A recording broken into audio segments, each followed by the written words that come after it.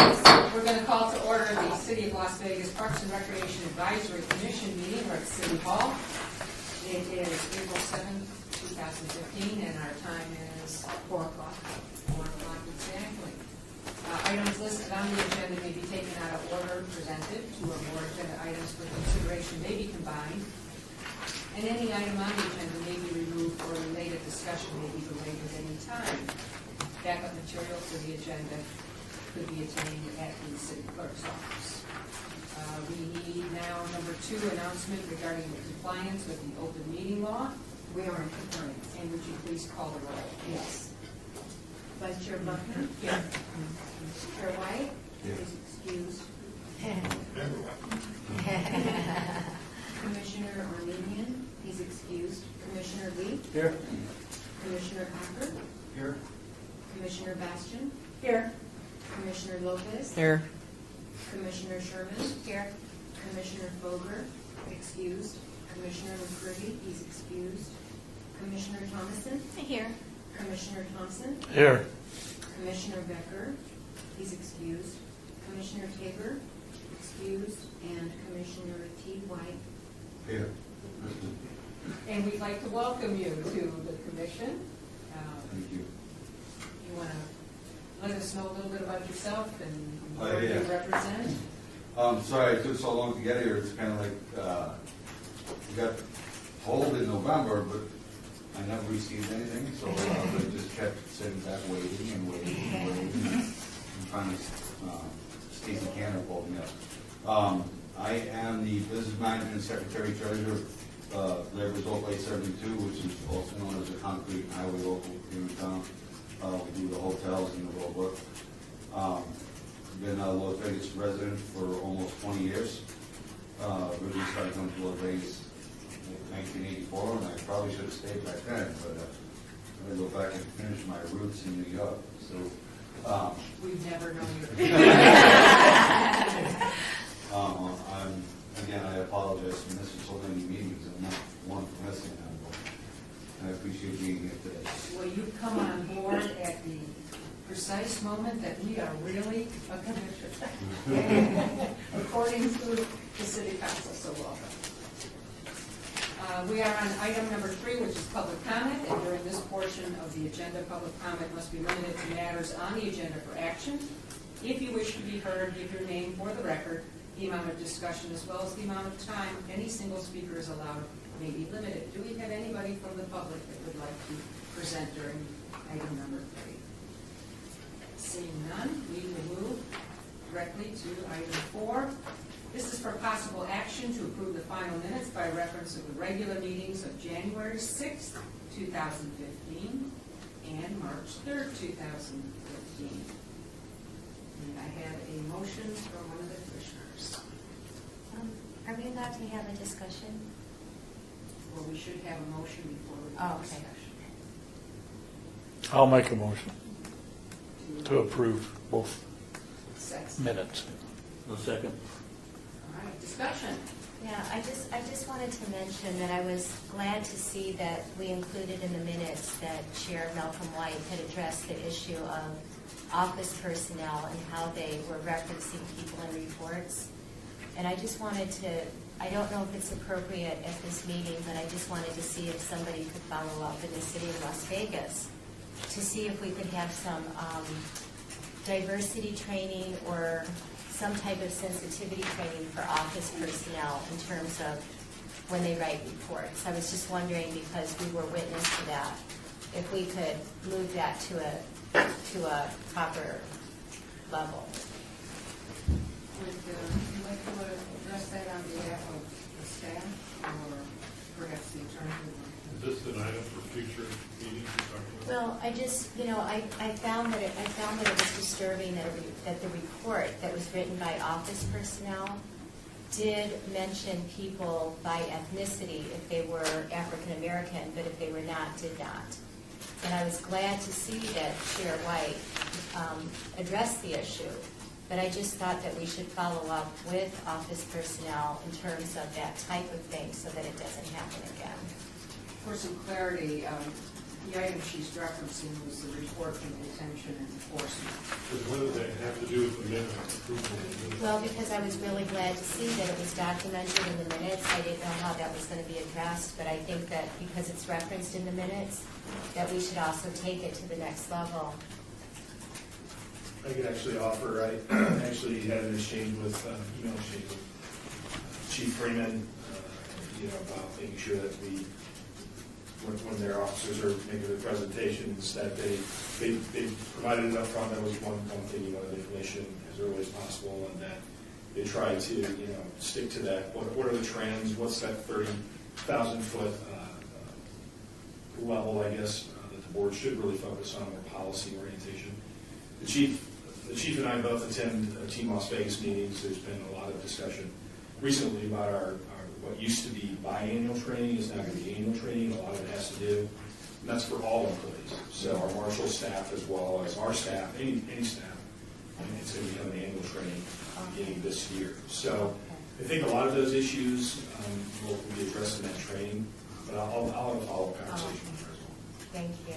I just didn't know if it was appropriate to, to So address it. there's not a change to the minutes, it's just you're reflecting on the way the minutes discuss that item, right? Right, and I was glad to see that they did. Is there any other discussion regarding the acceptance of the two sets of minutes? All those in favor say aye. Aye. Opposed? Any abstentions? The motion carries.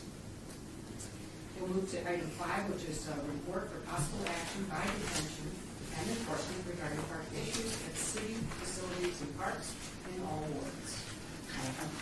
Hi, Nancy Weber from the Deputy Marshals, Patrol Officer, and I don't have my sergeant with me today, or a lieutenant, but hopefully I can answer any questions. Here's the reports, like a report from last time that we have our secretary type up and go through our all of our arrests and incident reports and everything along for the month and compile something. So hopefully there won't be too much confusion on here. And what we do as officers, just to kind of clarify that issue that you just brought up, when we do reports, our thing we say like a WMA, a BMA, an AWA, to say, well, we're looking for a suspect who is a white male adult, an Asian female juvenile, and that's how we do our scripters. But where our secretary happened to, in that one incident, put a spot on there, because this came from her, and she's just going through every single report we have, trying to compile everything, and that one got on there. It was not intentional. Everyone got one? Anyway, on this, we put together this morning the number of calls that we've had for service for the month of March. And as you can see, there was 33, citations 110. The warrants we're still doing when we get the calls from the different agencies, 275, and then incident reports are 40. As you can see, the top calls were Lorenzi Park, 32. The city detention center, say there's a battery or something, or we find drugs inside the officers find drugs inside the jail, that would be included in the 25 there. Betty Wilson Park, 16, Freedom Park, which is also called Reese Park with us, 16, and then Levitt Park, 14. Those are the prominent. On the back side are some of the incidents that happened. I can touch base some of the prominent arrests that we've had. Betty Wilson, it shows 16. We've had a lot of robberies going on over there, armed robberies, and I think I mentioned it last month. With our SET team, which is our undercover team, we've made 6 arrests on those robberies, which were associated with more arrests with Metro, more incidents of robberies, a total of 51 with those 6 different arrests of people with Metro. So that was a big, huge hit for us. That took place last week when we ended up doing all those. The reason why we've been having a lot more success in our department is due to our more high visibility that we've been doing, our proactive in the parks.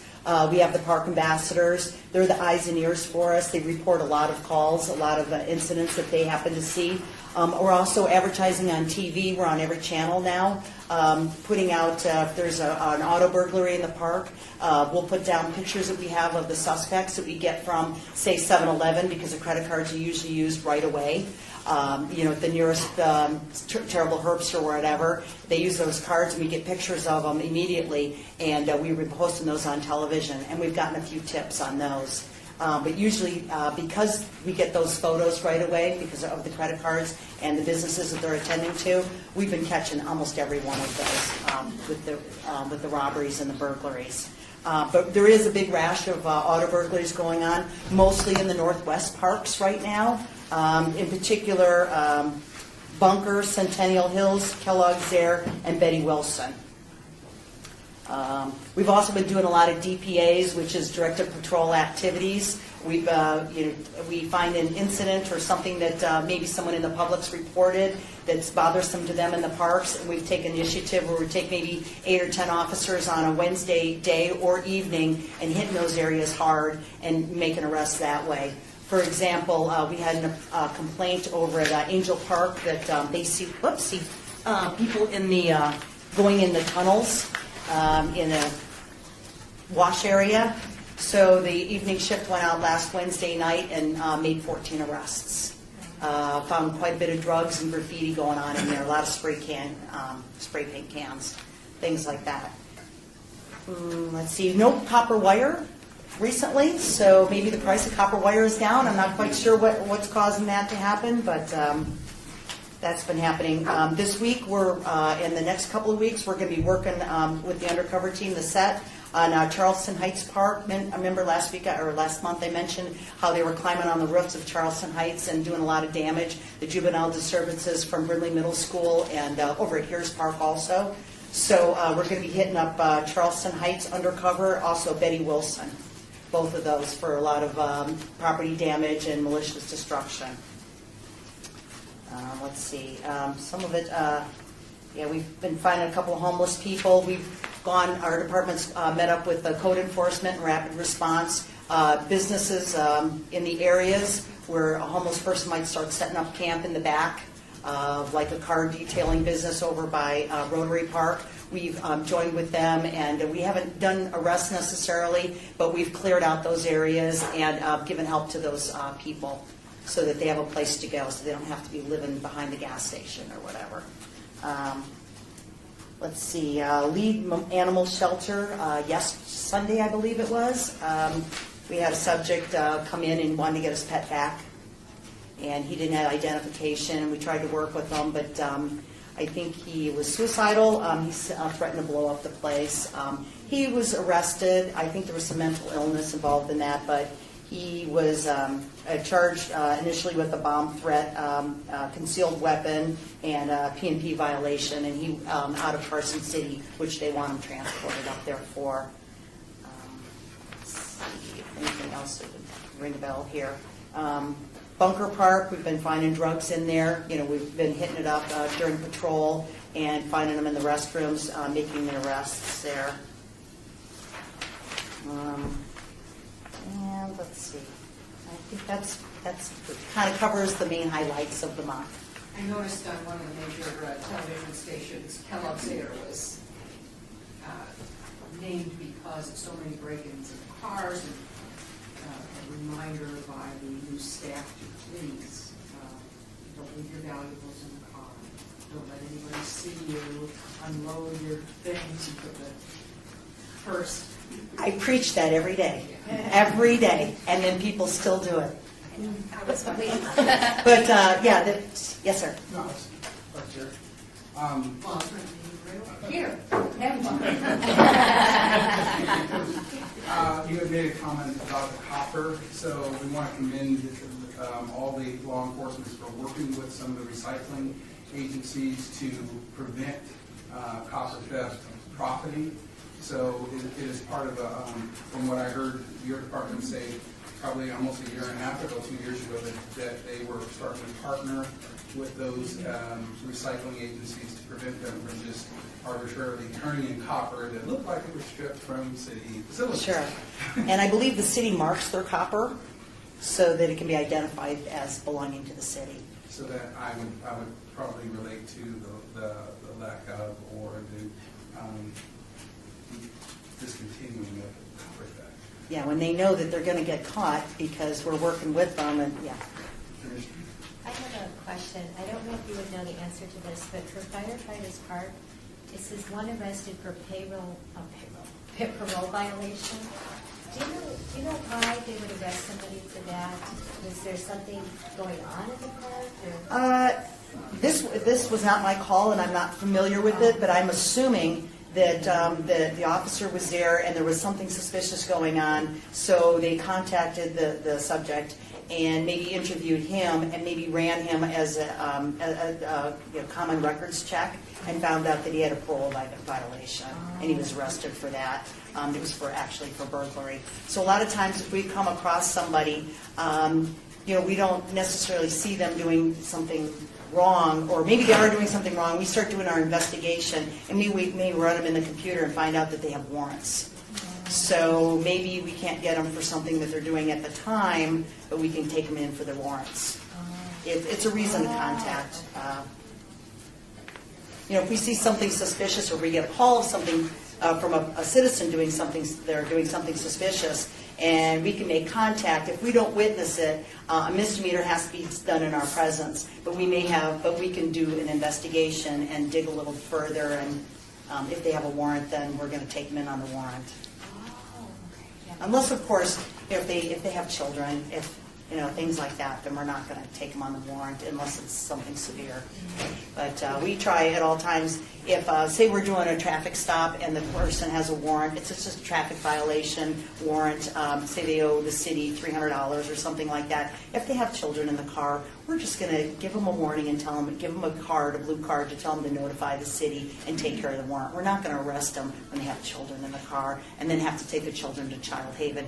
It's just a traffic ticket. I mean, it is something that they owe the city money for, and they did do a violation, but it's not a criminal act. Anything else I can help you with? There's no further questions. Thank you for coming in today. Here to believe if you'd like to. As always, we're in support of you. Let us know what we can do to assist you. Okay, thank you. All right. Thank you, and I wanted to say hello to Thomas. Me too. And moving to item. He answered the sentence for you. There's no wife. Go figure, he was an actor.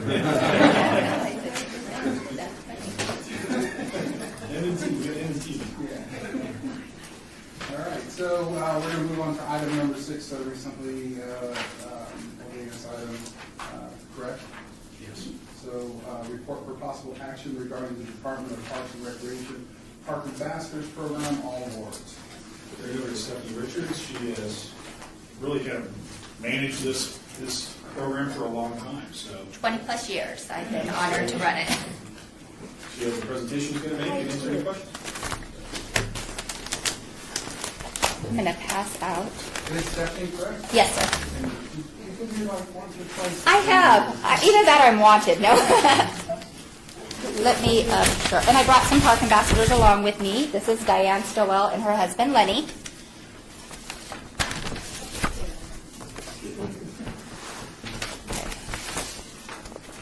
Here I'm in charge of the PowerPoint. Yeah. Well, first of all, I'll wait for everybody gets their brochure. I'll just tell you a little bit about myself. My name is Stephanie Richards, and I work in Parks and Recreation. I've been there for 23 years, and I had a great step in the senior center. I started out in adaptive recreation. When I came on to seniors, my manager at the time was Amy Carver, and she said, I have a park ambassador program. I would love for you to facilitate or run. And I said, okay, let me see. And she goes, you might have to go out and sit in the park and monitor the park. I said, whoa, wait a minute, I don't have a lot of time to do that. And I've always volunteered my whole entire life. My mom's like, you got to give back, pay it forward. So I said, let me see if we can come up with some volunteers and see if they'd be interested in actually participating in their neighborhood and their parks that they have ownership to. She loved the idea. I did some recruitment, and it started out with 3 or 4, then it blossomed to 10. We're up to 23 active park ambassadors. We have some people that I call the drive-by park ambassadors because they can't get out of their car anymore, and I won't let them leave. So I'm like, just drive by and report something, because they're very valuable. They've been with me for maybe 13 years, and just because you can't get out and walk the park doesn't mean you're still not an important part of the program. So let me give you, I'll go through, stop me anytime I talk kind of fast, I'll say, Steph, slow down. This is the Park Ambassador. Okay. The Park Ambassador program is activities for adults 50 and older, and that's what it states for the city of Las Vegas to volunteer in this program. In order to be a Park Ambassador volunteer, you go through the city of Las Vegas volunteer process, and I'm not sure if you're familiar with that. Basically what happens is you usually get in touch with me, and I invite them to come out to a Park Ambassador meeting. I hold a meeting every second Thursday of the month due to our oncology and Christmas time. They come out and they actually get to meet with the other Park Ambassadors, listen to what we do and what we are planning going on in the future. Plus Nancy Weber is the detention enforcement officer that participates, and then I have a park supervisor, Ray Montoya, who can give information that goes on in the parks. I work for Parks and Recreation. I don't actually work in the parks field. So they're able to lend their expertise on the areas that the park ambassadors might have questions on. If they're interested in being a volunteer, I have them fill out the volunteer application form. It goes over to HR, and then HR works with processing through. Once they get processed through as a park ambassador, I go out with them, and I have an in-service sheet that I check off and explain to them what their job duties is. Each, I think we have over, what, 75 now? 68, okay. We'll soon have 70, I'm sure. So what I do is I meet with the individual at the park, and I say, Jeff, this is your park, Lorenzi Park, let's walk through it. I always show them the different things. Each park has different amenities at it. Then I go over their checklist, and they usually feel pretty comfortable. If they have any questions, they call me back. So that's how you start to become a park ambassador. And the responsibility of a park ambassador is the daily inspections, meet and greet the neighbors, help promote up-and-coming city special events, report unlawful activities, and attend monthly meetings. And I always gear my volunteer program to the actual individual. I don't make it based on a whole. To somebody like me who loves to talk to everybody in the park, and I'll know everybody in there, I feel is really important. And there's some people that just want to come to the park, go in, maintain, notice what's going on there, report different things, and that's a really important aspect that I might not like to do as a volunteer. So I really try to gear it to the individual. I think that's why the program has been so successful. Some of the things we do, up-and-coming city programs, we just did our oncology program. It's been 15 years. We just went to UC Hospital and delivered 115 baskets and blankets to oncology adults and pediatrics over there. So we've been doing that for 15 years. We are huge in helping out with Corporate Challenge. Actually, the last 3 years, I was very surprised. I'm not afraid to ask any of our volunteers to do stuff. We did the homeless census count.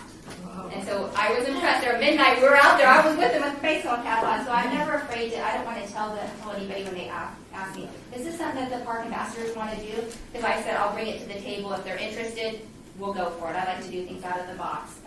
Some of the other things we have done, they help out at the facility. They help out the food pantry. What are some of the other things that we did the Eldorado Parade last year. So anything that they really want to come up to do, we help. We helped with this mayor's conference they volunteered for. They're going to help out with NRPA. So it's just getting the word out and letting them know that the park ambassadors do multitudes of different aspects of volunteering for the city. And the park ambassadors, I kind of touch base Corporate Challenge, oncology, park opening department, and that's in back to school drives. Like we've been at Councilman Ross's back to school drive. We work pretty close with Christy Gardis. She usually gives me a little bit layout of her schedule ahead of time. I'll sit with the park ambassadors and we'll select a few things that they can participate in. And that's a Centennial Fields Active Adult Garden. We were big in actually putting it together and working on it and doing the mural. So that's just some of that working there. This was one of the back to school drives. We always end up since Marabelli does a Halloween carnival, and we've been doing this for years, we ended up doing cupcakes instead of the cake. So that seems to work pretty good for the park ambassadors. We like to come in and put our own little flair on stuff. These are some of the current, we actually have more. I apologize, I've been on vacation, I just came back. These are some of the parks that we have: Centennial Hills, Cimarron Rose, Doolittle, Durango, Floyd Lamb, Majestic, Police, Memorial Park, Sunny Springs, Thunderbird, Family Park, and Wayne Bunker Park. And a lot of people always say to me, how come there's more park ambassadors in this ward, or why aren't they over here and doing this? And what I always tell people is, if you are coming to volunteer, and you want to take ownership in your program, you want to volunteer in a park that you live close to your grandkids or you play in, or you just go and walk. If I were to tell Tim, I need you to go over here and work at JC Park, but he lives up at Centennial Hills Park, he probably would be like, okay, I'll do that once or twice, but now I'm stuck in traffic. I don't even go to that park, Stephanie. The key to this program being successful is they own that park. That's their park. And they take ownership and they know everybody in the park. So that's why I feel that it's very successful, because of the fact that they believe in what they're doing. Because if you don't believe in it, you're not going to want to participate in it. And then this is the benefits. I think the analysis probably has changed, but it breaks down to $21.36 per hour, the volunteer hours that they save the city. And they do about an average, they put in a monthly report, up to about 140 hours with all the volunteering stuff. And that's not just out in the park, that's the other special activities and events they do within the city and projects with us. And partners, we partner with Parks and Open Space, Deputy City Marshals, and we do work with LVMPD Explorer program. And then it's park ambassadors speaking out and telling the community that they care. Truly, I have been honored to be a part of this program. It's really, I always say it's the best city of Las Vegas volunteer program. I truly believe in it, and I think it's great. I wish that more people would get involved and do it, but what we have is a successful program right now that we can just continue to grow. That's my philosophy on park ambassadors. Do you, Lenny or Diane, want to say anything? I think you've just about Okay. Shy. Any questions? Well, one, I want to say thank you. Oh, you're for your very welcome. service. And I was just poking fun at you having not been here before, because having been here over a length of time. Okay. Because I've also been here a while myself, and we, as a result of us asking for you more often, we try to get you here and or the ambassadors, because we do appreciate your services, and we think that you play an important part in our communities. And for me personally, as a commissioner, I'd always like to get to know who's up at Centennial Hills, because that's my park, and I live less than. She is the cutest little park ambassador ever. Her name is Norma Karnak. She's always in the dog park, and she, next time you're up there, let me know. I will definitely introduce you. And we have Janet and Roger go up there too. Oh, it's Durango Hills. There's not one for Durango. No. Centennial Hills. Centennial Hills. I live next to Durango Hills. You might be the new park ambassador then. Look, I'm always looking for new ambassadors. And I will keep you very busy, I promise you. Ask And them. I think that we're all here because someone asked us to be here in the first place. So Right. that might happen. Very good, but we would love for you to be a part of it. Are there any questions, Commissioner? Stephanie, did I recall seeing you guys on television? Did I see a Well, they did, Channel 2 came out and interviewed us, and then they did a little special with Diane and Lenny in Metro Park, and they did a lengthy interview on them, because they've been park ambassadors for over 16 years. I'm one of those people, it's really hard to get rid of me. They're like, oh my God, we're done already. I'm like, I don't know, no. So I'm like, come on, this will be fun. So they did a phenomenal interview on the park ambassadors, and then a little on Diane and Lenny. That was nice. Thank you, we appreciate that. Commissioner? Stephanie, I saw that in your slideshow that park ambassadors report criminal activities such to the marshals. What do they also report? Any maintenance issues? They do. Okay. I'm actually very lucky. I have Ray Montoya, and then there's a new gentleman that I only know by his first name. His name's Patrick. He's come on as a park supervisor. He's excellent. Thank you. He's excellent. So when Ray can't come, Patrick comes in and fills in. And it's funny because they're very set to seeing the same people. So when Patrick first came in, they were like, who are you? What are you doing? What do you want? Give him the third degree. He's excellent. And that helps out really well. We do kind of like a little round table, and then people share what's going on in the parks. And then Ray or Patrick will actually either answer the questions right there or get back to them or get back with me and then email it out. But they'll follow up with Daphne on that. So I have somebody at the Parks and Open Space at a meeting all the time. The only time they don't come is oncology, because we're doing our spring baskets and blankets, and they're a little busy, and they'll let me handle all the programming stuff. And then just a second question, like Commissioner or Chair White, I'm very interested in knowing how I can help you personally get some park ambassadors. at some of the Ward 1 parks. And so I was just wondering if you could give us an idea of how you recruit and some of the Well, efforts that you've done. In the past, what I've done for that, I did a luncheon over, I won't say it's less than 2 years ago at Liebert. I did a little PowerPoint presentation. I came in and spoke to them. And I shared to them what a park ambassador, actually their duties were, and invited them to come out to the facility or just come out to an event that we're actually at. And I think I was telling you a little bit earlier. Unfortunately, out of that, I got somebody to go out to, I think it was Bruce Trent Park, you know, because when they come to visit our senior center, they don't necessarily at the ward that they live in. They kind of, pick and choose where they like to go, or they might want to come to Liebert for this and one day over at Darrell. We used to, with Christy, I always try and hit every ward, some kind of event that we could go into. And I know we did, I want to say it might have been a year and a half ago, something in Tarkanian. It was a very small park. It was like in a pocket, and we had a booth stating free candy. That always attracts people, even though it should be healthier. And we patch out park ambassador brochures, and I usually bring 2 or 3 park ambassadors with me because, truthfully, if you just read the brochure, even though it's pretty fabulous and we're in the process of updating it, it doesn't really tell the story. And when you get to listen to what I have to say about the program or the park ambassadors, then it is more meaningful. And you're like, wow, I didn't really all these other facets go along with this volunteer program. Because if you just look at it, a lot of people will call me and say, oh, I'd like to work for the city. How much do you pay? And I say, no, it's not a paid job. If she has a newsletter, she can state it in there, put a blurb about the park ambassadors with the brochure. They can attach my personal line. I always return phone calls.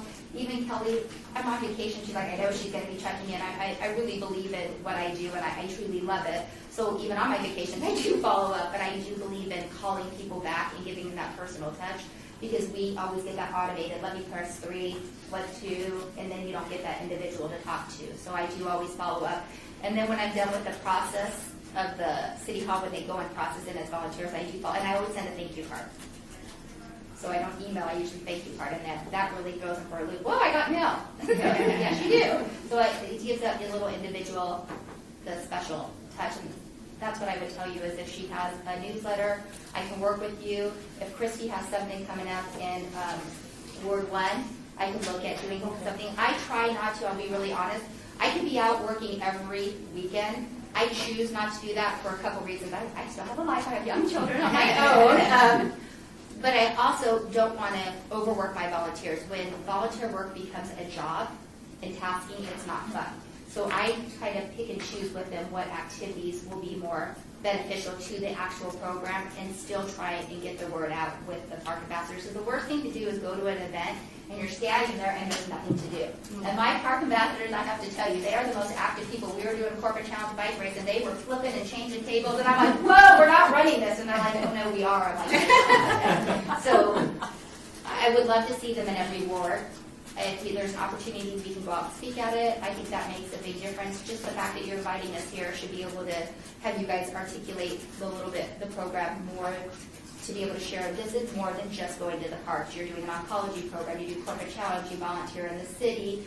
We were at the City of Las Vegas appreciation, employee appreciation. They've helped at health fairs, just the magnitude of stuff. And like I said, I was surprised we did the homeless census count when they asked me. I was like, I can ask. They were helping at the food pantry, so there's not anything we're afraid to do. And we topped it when we did the El Dorado parade. I mean, I was like, here we go. And I'm convinced we should have won that, so that will be on record. Thank you. You're welcome. Any further questions? Thank you for your... Oh, you're welcome. You can have me back anytime. Yeah. Thank you for your lengthy description of the program. I want to see your volunteer application, Mr. White, on my desk. There's many of them. Bye. You're welcome. All right. You guys have a nice rest of your day. Thank you.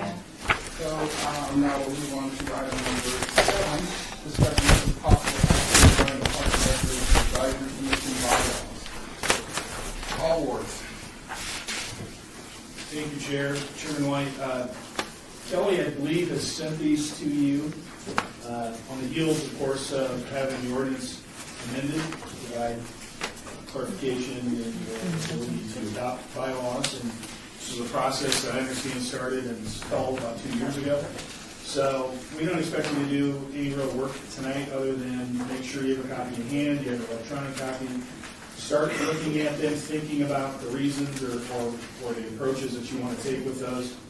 And then we'll put this back on the agenda for next meeting, and then maybe we spend more time, we have less other reports, and we just spend time on the bylaw. That would be my recommendation. So thank you very much, Director Patrick. Are there any questions amongst us commissioners? I know I had a chance to read through it, and for the new commissioners, it will be your opportunity to read through it before we make any decisions. Commissioner? Yeah, I did want to make a comment on the bylaws where it lists secretary under officers, D. I like what's written. However, it's different than what's on the ordinances. The ordinances that were attached to the email today talks about the secretary being the director of Parks and Recreation, where this talks about being the city clerk.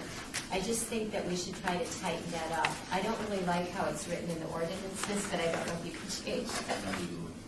No, it'd be much easier to rewrite the bylaws, or write it in the bylaws. What section are you referring to, so we can? It's page 3. Article 5, Section D on page 3 is not congruent with what the ordinances say. So the bylaws just aren't matching up with the ordinance. Thank you, Commissioner Sherman. No, Jeff, I'd love to see Tim typing away, or Director Hecker typing away on the computer. I believe the clerk's office would not allow that. So they have a preemptive statute and responsibility to take secretary, more or less, would be my role in making sure that agendas are done and presented to the clerk so that they can be posted, and then I guess that we attend to the working details of the commission. So possibly maybe under D, we might even say that the director of Parks and Recreation oversees the blah, blah, blah, blah, blah, or just maybe adding, or just trying to make it congruent. I'll look at the wording in the ordinance versus this, and I'll work with the attorney's office. It was actually not Bob, it was Val, it was a different attorney, so I don't know. We're going to switch over to Bob now. Hey, Bob. Bob's already got his red liner out of here. So that's why we wanted to give him, those are good comments and feedback. Because I look at it as the secretary being the delegate of resources from the director's office to be able to produce everything that we need here. So, any other questions or anything that leans out at you, Commissioner? Regarding page 2, the Article 4, paragraph B, insurance, the way it reads, then if one of the city council members is no longer in office, then the person that was appointed is no longer on the commission. That is something we're going to review, because Bob, we need to talk about that too. That's why these were draft. We need to look at that, and I do need to review the ordinance again and see how it's written there. Or state statute. Correct. There are some statutes that, they get modified, changed every 2 years somehow, some way, but it's a good point. We'll look into that, because it wouldn't be an immediate removal. It would just be that person would continue to serve until potentially replaced if there was a, God forbid, a change in council like that or something. And they'd have the new council person would potentially have the right, but I think that's a good question for you, Bob, is just to make sure that we're hearing the states there. And I think it's strengthened by the ability to ask a commissioner to resign at any point too. So with a new commissioner coming in, or with a new council person coming in, and or whether or not they just want to change it out, they can do that also. It had to happen in my tenure here. So, any other questions or comments or statements about the bylaw? Does this document that you produced, we'll bring that up in a minute. We do that, yeah, we're going to do that underneath my comments. We didn't have it agendized, so. Maybe that related to term. I guess we could, yeah, we can do that. I think so, yeah. Okay. So the other document that I had attached,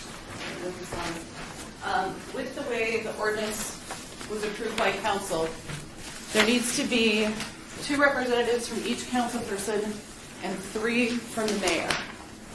That was a little difficult. You good? Okay. Yep, me too. Because the way things had been done for a while when they were appointed by council, it wasn't necessarily the recommendation by the specific council person. At one time, Mayor Pro Tem made all the recommendations. So when we went through the list, there could have been when Councilman Reese, or Mayor Pro Tem Reese was on the council, and he had 5 people from Ward 3. Well, they weren't necessarily representing Ward 3. All the members were supposed to be at large. Well, now the way that the ordinance has been kind of changed, there will be representation from each ward. The recommendation does come from each ward. I know that Commissioner Buckman lives in Ward 2. Obviously, her concern would be more for the parks that are in Ward 2, the facilities that are in Ward 2. Commissioner Lopez, same. He's in Ward 3, that's where his heart lies, so that's kind of why the ordinance was rewritten the way it was. The tough part is I have to come down to getting this settled. It doesn't change your terms, it doesn't change any of that, it just would be what ward you're representing, or if you're representing at large by the mayor. So one thing Commissioner Sherman agreed to, Commissioner Becker wasn't able to be here, but I spoke to him earlier today, and he was definitely appointed by Councilman Beers, so he definitely wants to stay in Ward 2. Commissioner Sherman has been on the commission for quite some time, so yes, you have. So it's not necessarily a direct representation from the council person that originally appointed her. So Commissioner Sherman has agreed to be like an at-large member appointed by the mayor. That's why we need to discuss this. Yeah, I'm looking at the, listening to the reworking of it and then recognizing where I fall under that. You were kind of, who originally appointed you? Oh, See, and that's why I thought you could be an at-large member as well. I just wanted to have the conversation. Thank you. That's kind of why I took the liberty to put your name right where it is. And I didn't know if there was any other objections. I tried to match with what we had on our records showing who really did recommend you and what ward your heart belongs to. I mean, and that kind of makes a lot of sense. No different than Stephanie with her park ambassadors. You're not going to send somebody across the city when that's not really where they are. So review this, we need to get this back to the clerk's office as soon as possible. And so then what will happen, that was one reason why Commissioner Buckman's reappointment was delayed, and Commissioner Boger as well, is because they wanted to see exactly who belonged to them when their appointments were up and that. Okay? So, thank you for that clarification. And thank you, Commissioner Lee, for bringing that up. And then there was the attendance clause. The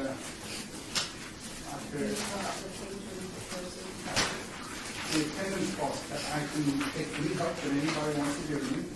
Are you bylaws or are you ordinance? In the bylaws. It's not listed in the ordinance. Absences? H2. God, you must be calling my husband, huh? Absences, absences, page 2, article 4, under absences. Let's see. I was just noting that I think it's done fairly and appropriately represented. Is there any other if there's any other comments there? And that's something that you guys can think about too, and we can bring up to the obviously when we put it back on the agenda. The bylaws. That provision, I think, is taken from an actual, one of the ordinances of the city. It is. So, that's my recollection. So when that does occur, will the secretary, or when it becomes something that is applicable, will the secretary make us aware of that? Yes. Or make the chair or vice chair aware of that? And is there a provision in there whereas the council, whereas the commissioner and under discussion is made aware that it's some correction or time period for correction to be made? Yeah, actually, that's something that Kelly's going to voluntarily done. Working with the clerk's office to get the information in the hands of you commissioners and then making sure that she's kept abreast as far as attendance, and Kelly, like Stephanie, is not afraid to insert herself and ask tough questions of members that don't show up. So I think what this is going to give you is it's going to clarify what a excused absence is. Right now, everything's excused. Well, we have some members that are really good about contacting Kelly or letting her know where they're going to be. And so we'll definitely, once these are in place, we'll definitely have a system where we track them. You all, I'm sure, are savvy enough to understand that we get to a point where you're going to recommend removal. That's going to be a pretty sensitive topic. So, We never come upon. but at least having something that defines it. So that's why I'm asking specifically, will the secretary or director make the commission aware, or the chair and vice chair aware of conversations that may or may not need to be had? As we're tracking it, more than likely that'll be a living document that goes out to you every meeting. So you'll be aware. That's just the easiest way to do it. We're going to be tracking it on a spreadsheet. We'll send it out to you. The 75% is 75% is obvious who hasn't attended for the year. So, it would be obvious, I'm saying, in the future as we move forward. And with everything right now being excused, I think that in the future as we move forward, we will recognize how many absences we'll have. Right. Okay. Just a note. I just have a follow-up question, Chair. So when you're saying it's going to go to city council for the official removal, will that be a city council agenda item? It will have to be. Oh, so it has to be then a collective majority of the council itself on that individual. Okay. What we do now, Commissioner, is Kelly, when she sees a trend, she can't get a hold of a member, is she'll reach out to the council's office and ask if they have a relationship, if they reach out. So we try to do everything we can to encourage, attendance. And so it's, but by the time that we get to the point where you all felt necessary to make a recommendation, there would have been a number of other avenues explored. At that point in time, but it would have to go to the council. It would be an agendized item.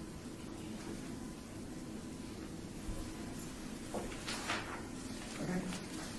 Any other questions surrounding the bylaws and/or number 7? And no other questions, we'll move on, our discussion, we'll move on to item number 8, report for possible action by Parks and Recreation Director regarding department announcements, all ones.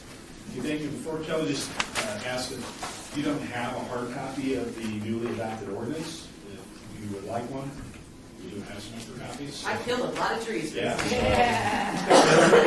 Maybe worthwhile. And she emailed it. And she emailed it. For the first time we got something in email, they didn't make 100 copies. Oh, look at how many I can pass out. So we want to do that. We also have I'm good. a couple items we want to share. Most of what we're going to talk about today will just be kind of a handout, and you can take back with you. The city's Parks and Rec department, we did. We have Down Beyond the Neon, the new Summer Beyond the Neon issue is out. This one is actually strictly aquatics and summer camp. Are you keeping track of the laps you're making around here? I am. This is good. You can get your 10,000 steps in, bro. 75% of the laps. We also like to brag about our staff and their accomplishments. And so,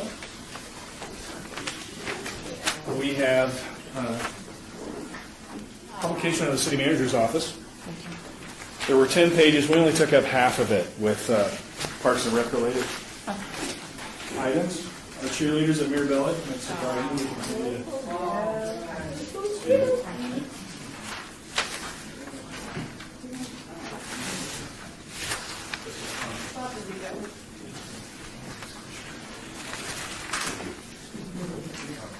So we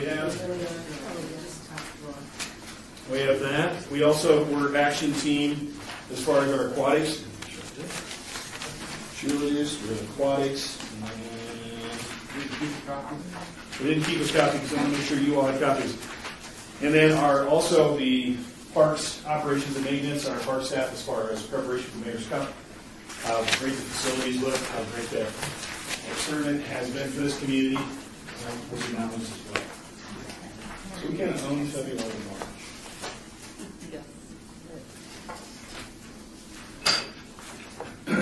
We also have an interesting project that's coming up in Baker Park. It's called a PetSmart Pup. We try to keep you informed. I think Kelly sent some information out on that, illustrations, so we didn't necessarily print those colored pictures out again, but we met with the PetSmart representatives. There's a small grass area that we thought we don't have on that side of town any access to a pet area. So people can go and take a dog and take it off leash. So this would be kind of a prototype that they're using in Phoenix, in other communities, Sacramento, you mentioned Detroit, across the south as well in Florida, where they basically bring this container that ends up being like the access point, and they bring fencing. They put it out to about 5,000 square feet. There'll be a single dog run, and most likely for dogs under how many pounds? 35. So it'll be small dogs. And it's just kind of a neat thing. We're still finalizing some of the legal agreements, but it would be for a 3-year, up to a 3-year term. It's not something they're going to give to us, but it's going to be there. They're going to have responsibilities if it's damaged or needs to be repainted or something like that. We're going to have responsibilities to maintain the area, but again, it's a nice way to get in there with a quality item with a little bit of cost. And of course, there's going to be some advertising for PetSmart, but it's going to be fairly maintained. And we will, because we're partnering with them, we'll be on their website as PetSmart does that.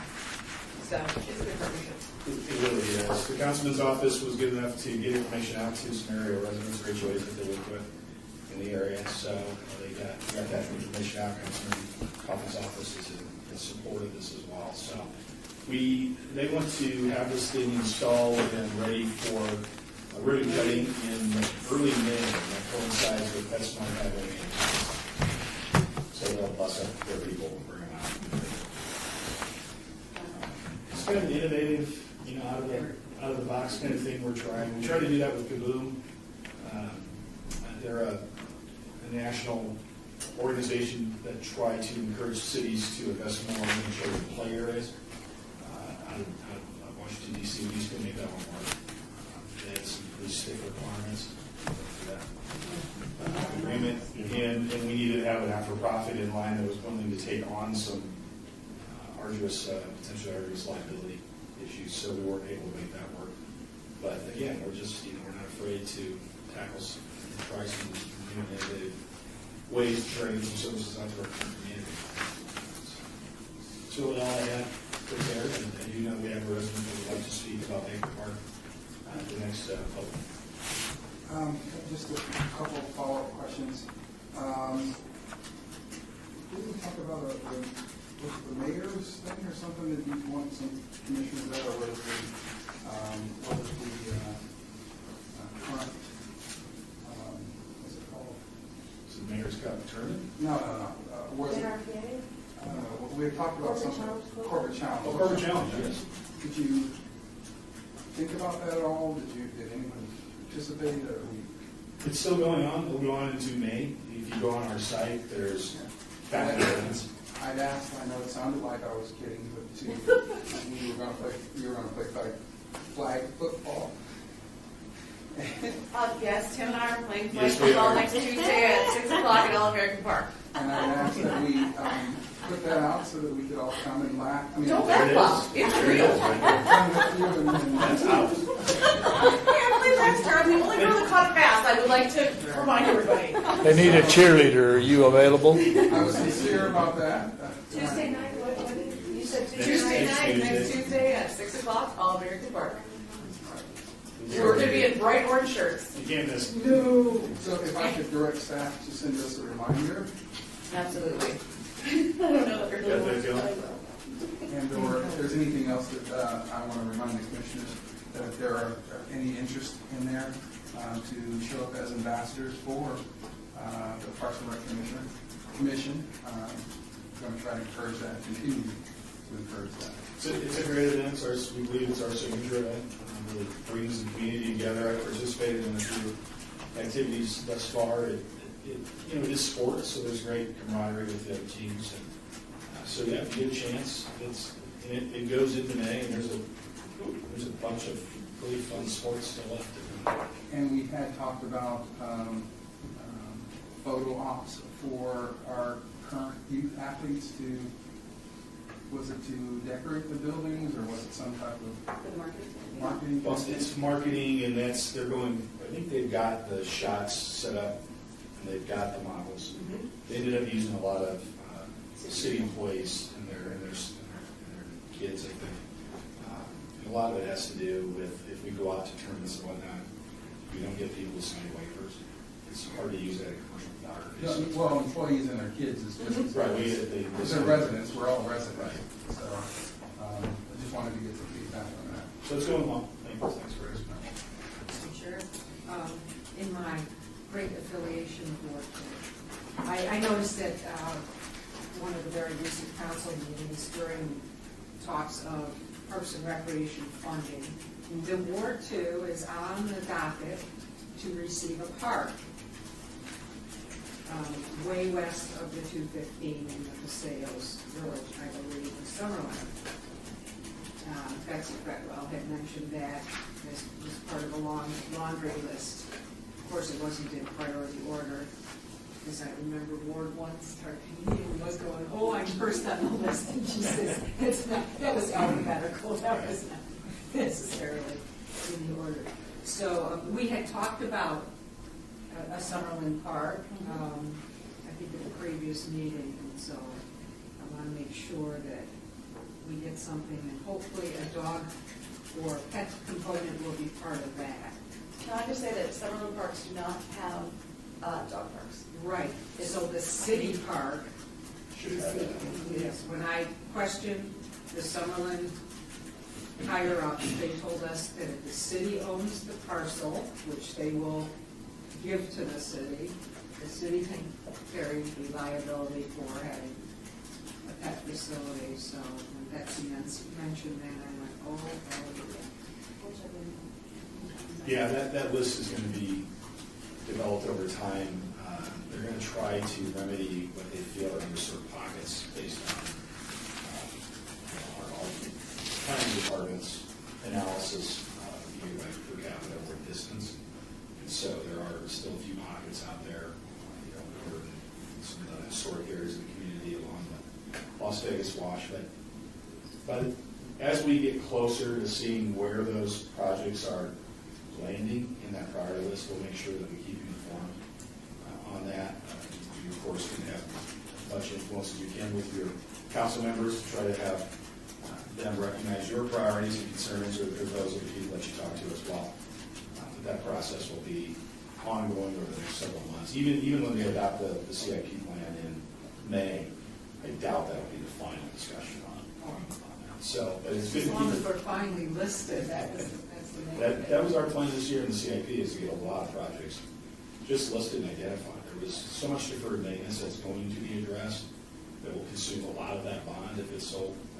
And that deferred maintenance will be at our centers, roofs and HVAC systems and real big ticket items. So, but there will definitely be some new park expansion, mostly passive parks. Chair White, also at that same presentation, Ms. Fretwell referred to that you were working on a Friends of Recreation program. So you don't. You made that a priority. Yeah, I did. That was your priority. So it'll be, yeah. So I know that had been a topic of discussion before this commission several years ago. So you don't necessarily need to address it if you're not prepared now, but maybe in the future when you are rolling on that, if you just kind of keep us kind of posted on what it's about and if there's anything we can do to help you. And frankly, I was going to mention, I just started pulling some information together and reviewing that so I can try to outline my thoughts for 7-4 to consider. But we go east and west side of the 7-4 as far as what direction we go with it. So looking at conservancies versus friends, we have an ambassador program. I mean, there are a variety of different approaches to that. One thing that we're, I think, kind of fortunate right now is we don't have a lot of the fear factor that seems to drive the development of those conservancies. And fear can be fear of, if I go in the park, am I going to get out of the park? It can be physical, kind of fear. Is it just fear of maintenance? Maintenance isn't being done. Is it safe? And fear of its converted use. There's been some of that. So we're kind of unique in that regard. So trying to figure out a way where it might be more of a friends orientation where we can just get maybe some select projects to be focused on. But it would be a fundraising arm too. And one thing is you really want to go into that eyes wide open and making sure that the community believes that giving more money to the government is a good thing. So that's kind of where I'm at in the research component of it. Hopefully over the next few months I'll be able to share my outline and thoughts with you and move it upstairs. And then I wanted to brag, because I did follow up with you. I rode in the San Rose bike ride. You did? Yes, I did, with 6 of my family members. And that was great. And also, if you'll keep us posted in the future, if there's anything we can do to assist with the young people there from their youth council that are going to go, been invited to go to the Disneyland leadership program, that would be an interesting future agenda item to hear more about that. That's good. Yeah. And there's another bike ride in April. Come on. It's not the fancy motorbike. But we only did 3K. It was beautiful. And it was a really nice event. So you should be commended and your staff as well. It was a lot of fun. And Movie in the Park Friday night at Centennial Hills. That was good too. Coming up again this Friday. I know, you just think I have no life. I have a dozen grandchildren and I go to all those events because they're free. So, Commissioner, I rarely ever do this, but I want to move it along so that That's all right. bring your residents in and still give a good hour before if anyone has not voted today. So we want to see how voted No you worries. have. So, due diligence. Thank you. It's all good. All right, thank you very much, Director. I want to move into item number 9, citizens' participation. Public comment during this portion of the agenda must be limited to matters within the jurisdiction of the Commission. No subject may be acted upon by the Commission unless the subject is on the agenda and is scheduled for action. If you wish to be heard, please give your name for the record. The amount of discussion on any single subject as well as the amount of time any single speaker is allowed may be limited. Is there anyone here for the citizens' participation? Hello. Please state your name. Diana Jensen. Nice to meet you, Diana. Nice to meet you. I just have a question about Baker Park. I have lived in the Huntridge area for 43 years, and I want to know why it's made into a soccer field now and we can't walk our dogs there anymore. We can't use the barbecue pits. We can't use the picnic tables. It's closed down. It's all partitioned off. I've walked my dogs there for 43 years, and it's gone. I don't understand it. So, thank you. And what we can clearly do is put that as one of the agenda items and discuss that at future meetings. And we do appreciate you bringing that to the Commission. We aren't able to really address that at this particular point, but we can dive into it. And we encourage you to come back and continue to participate as a citizen. And the reason I'm here is I just didn't turn up. I was supposed to meet this lady here to help me, and she didn't show, so I'm kind of feel a bit awkward. I'm sorry. So you have to state the name of the person because we don't know. Oh, Megan Harriet. Okay. She's running for City Council Ward 3. And so we want to again appreciate you because this is a public meeting, and you can come back at any particular point or follow the agenda and or email the city to me so that we can help you at least get some answers. Not that we can change anything, but we can definitely look into the whys, whatnots, and what else is available. Thank you. I just don't understand why a city park's made into a soccer field. I have a question. Did you call the city, did you call the Parks Department to get any information? No, because I don't know who to call. I spoke to Chris Giuliani a lot, and she's tried to help me through different people. Oh, okay. Chris Giuliani. You just didn't know which No, avenue to go. I don't know who to talk to. Okay, so can I just say something to, maybe have Tim address? Oh, do you want me to go? No, you can talk. I'll talk with you after the meeting. Okay. Yeah, I just want to let her know, because she's from the public and she probably doesn't know that because we're a board, we don't have any authority. We only make recommendations. So we're not, I just don't want you to think that we're putting you off. Okay. Commission, and also this is the public portion, so we are limited by the way that we can talk to things. We can give direction to have that talked about in the future, but we just can't dive into it today. Thank you. All right. Appreciate your time. That's a proper answer. So we'll if you talk to the director, we can figure out when that's. Thanks very much. Is there anyone else here for the citizens' participation, young men? No. You need an agenda as proof that you were here, did you get one? Yeah, one, all right. Then we are nosy while you are here. Here to support my friend who just got put on. Come on up and state your name, young man. Lou Salvio with Lakers Oval 872, and this is Lou Salvio, my son. Louis. We have some questions for Louis, because we like you.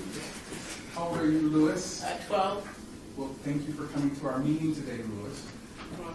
And thank you for supporting civic involvement. Doesn't he look good sitting up there with his name? Take a picture of that. Thank you very much. Is there anyone else here for citizens' participation? Hearing no one else for citizens' participation, meeting adjourned.